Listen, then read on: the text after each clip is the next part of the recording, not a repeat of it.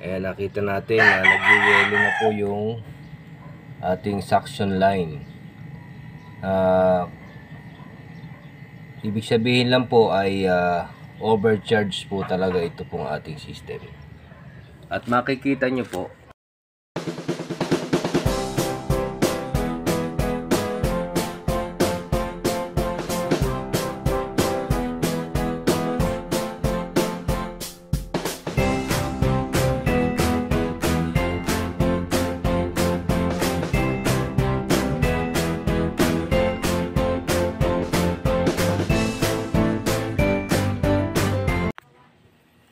hello guys, magandang araw po sa inyong lahat at welcome po muli sa STOA channel. So ngayong araw na ito guys ay didiscuss ko sa inyo, ipapakita ko po sa inyo o i-share ko sa inyo guys kung paano po magbabawas ng refrigerant sa R600A.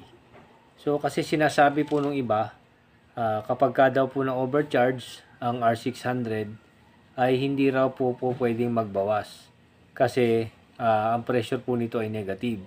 So, tama naman po yon. Imposible po na makapagbawas po tayo ng R600A kung negative po ang pressure. Dahil pag binuksan natin ang gauge, ay sasuction lang po siya ng air. So, makakapasok ang hangin o yung air dun sa system, makakasama po yon. So, makokontaminate po yung ating refrigerant. So ngayong araw na ito ay i-share ko po sa inyo guys kung paano po kami nagbabawas ng R600A o kung ano mang refrigerant na na-overcharge kami sa mga refrigerator. So i-share namin sa inyo kung paano po tayo po pwedeng magbawas ng refrigerant kung sakaling na-overcharge po tayo. So samahan nyo ako ngayong araw na ito guys sa ating pong gagawing pagbabawas ng overcharge na R600A. So, meron tayong ginagawa dito guys na isang chest type freezer. So, kung mapapansin nyo, ito po ay R600A.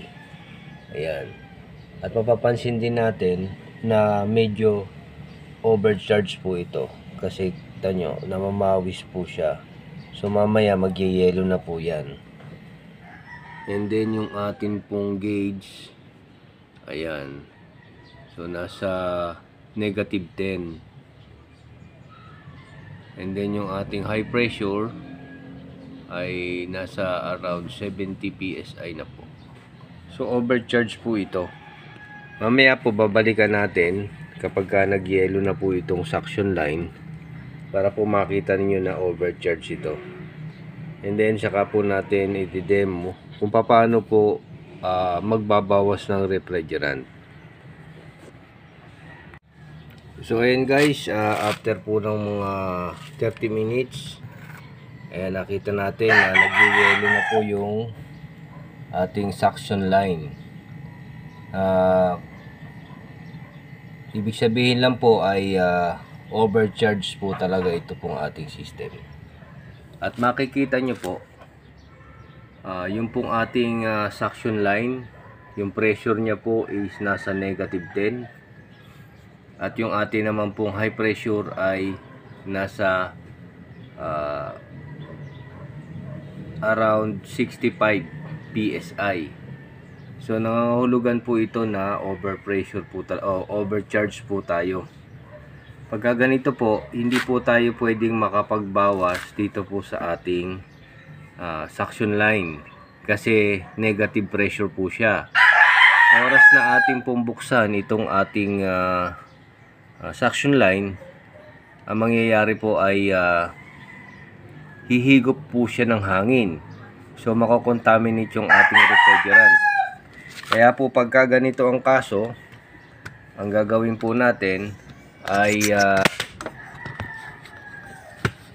ayan.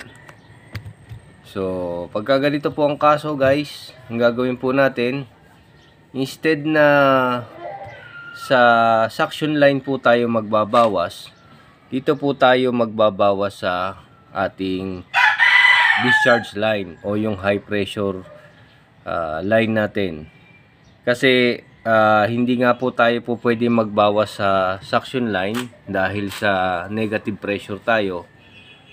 Kung makikita naman po natin dito po sa ating discharge line ay mataas po ang pressure. Kaya po pwede po tayong magbawas dito. Pagbubuksan natin yung ating discharge line ay lalabas lang po yung ating refrigerant. Ito po siya. Kaya yun po ang kagandahan ng meron po tayong access valve sa ating low pressure o dun sa ating suction line at saka po sa ating discharge line. So ang atin pong discharge line ay nakakabit po sa filter dryer. Ito po yung filter dryer natin. Ito yung papunta ron sa ating condenser. Ito naman po ang papunta sa ating gauge manifold. And then itong blue, yan po ang nakakonekta sa ating suction line. Yan po ang negative pressure na nami-measure ng ating gauge manifold.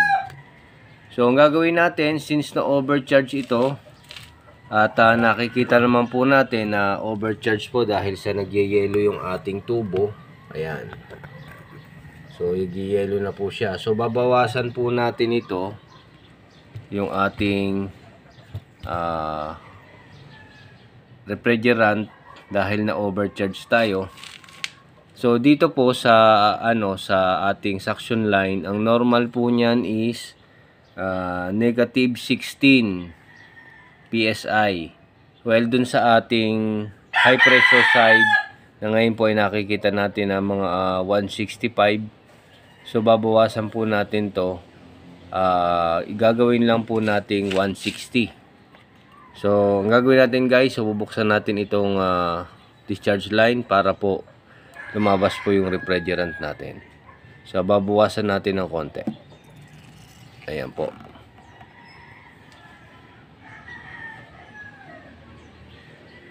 So makita natin, ayan. Nasa 160 na po siya, pero umaangat pa po. Ang pagbawas po dito, para po nagdadagdag din tayo ng refrigerant. Unti-unti lang po ang pagbabawas natin. Para naman po hindi tayo undercharge.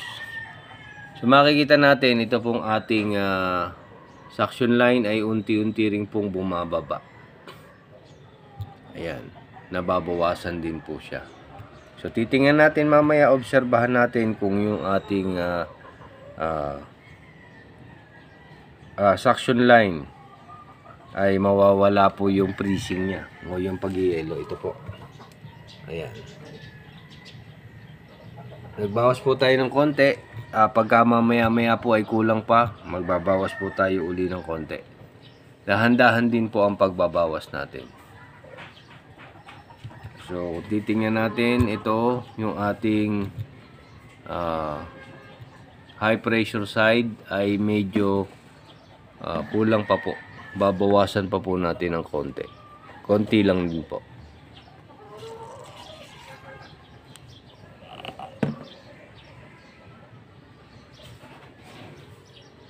Ayan. So after 10 minutes, babalikan po natin guys. Tingnan natin kung ano naging epekto dun sa ating system.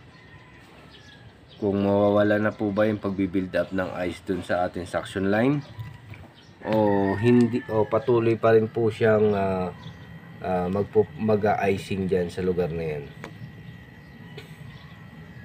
Kasi kaya po natin binabawasan o umaandar na po yung ating freezer ay unang-una po pagka ganito ay pag natutunaw yung yelo, pumapatak po dyan at mabubulok po yung ating chassis. Ayan. Kaya po kailangan nating bawasan. At isa pa, kapag ka po pumapasok yung ating gas dun sa compressor, ay pag tumagal po, eventually masisira din po yung mechanical parts ng ating compressor. So kung makikita natin guys, ayan po. At unti-unti pong natutunaw na yung yelo. Kasi binawasan na po natin siya.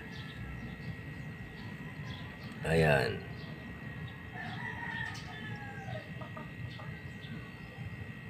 Natutunaw po siya kasi kanina undercharge.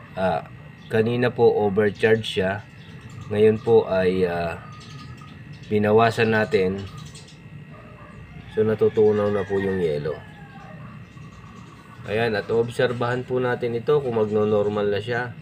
Kapag ka nag-normal na po, ay sasarahan na po natin itong ating mga charging line.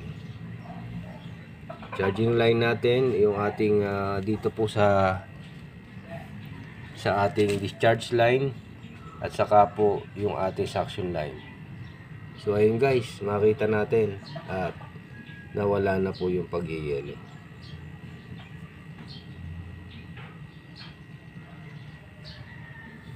Okay. So, ang pag-charge po ng refrigerant guys, nakita naman po natin kanina na meron po tayong charging line at saka po discharge line. O yung suction line at saka po yung ating discharge line. So, kapag ka po magkakarga tayo ng refrigerant, pagka po R600 or R134A, po pwede po siyang padaanin dun sa discharge line or sa suction line. Kapag ka po magcha-charge po tayo sa discharge line, ay ipinapayo po namin na liquid po ang ikarga natin. Especially po kung magkakarga po tayo ng initial charging natin, pwede po nating padaanin sa discharge line, pwede rin natin padaanin sa suction line. So sa sa discharge line po ninyo padadaanin ng refrigerant, sinasuggest po namin na liquid po yung ikarga natin. Kumbaga po sa refrigerant, kung ito yung tangke ng inyong refrigerant, pagka po sa discharge line po tayo magpapadaan ng refrigerant, kailangan po nakabaligtad para po yung liquid bumaba. So yun po yung papupuntahin natin sa discharge line, kung sa discharge line po tayo magpapadaan. Pero kung magpapadaan tayo ng refrigerant at nag-i-initial charging tayo at sa suction line natin padadaanin ng ating refrigerant, ay kailangan po nakatayo. So gas po ang ikakarga natin. Ganun din po ang ginagawa namin kapag sa aircon.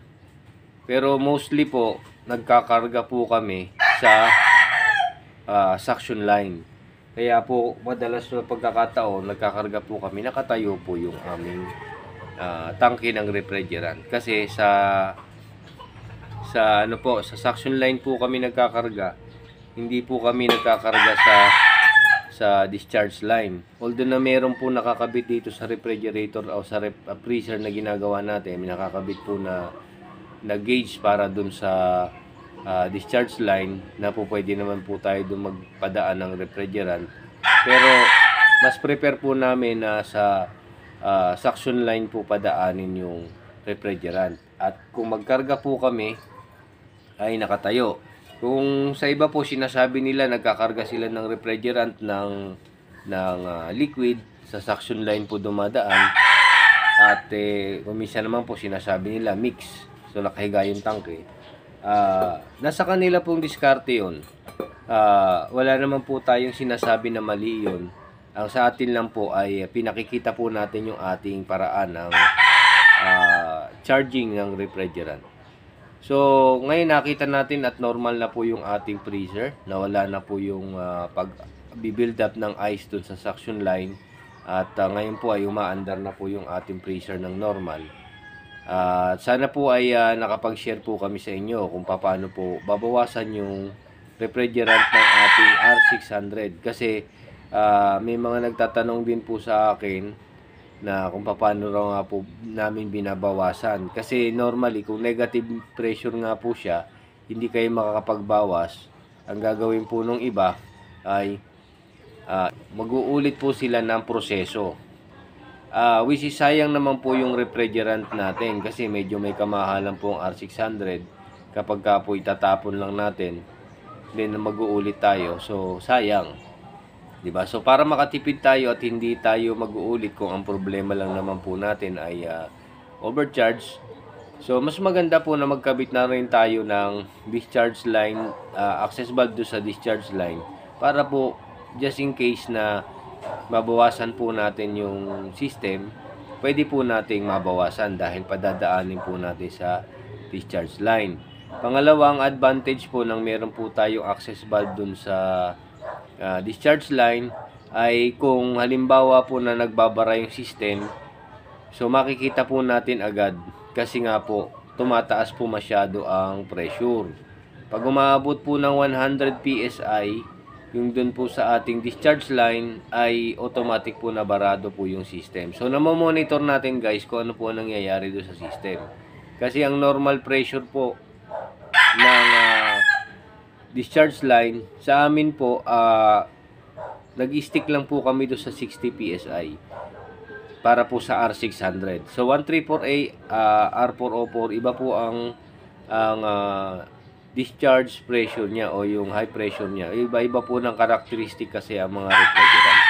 So ngayong araw na to ang ating pong dinidiscuss ay R600. Sa R600 ay 60 PSI lang po kami sa aming pong discharge line. So doon po namin mini-maintain. Pagka lumagpas po kasi doon, nakikita namin overcharge na. Kapag bumaba po ng 60, kunwari nag 50 PSI lang, sigurado po na undercharge po yun.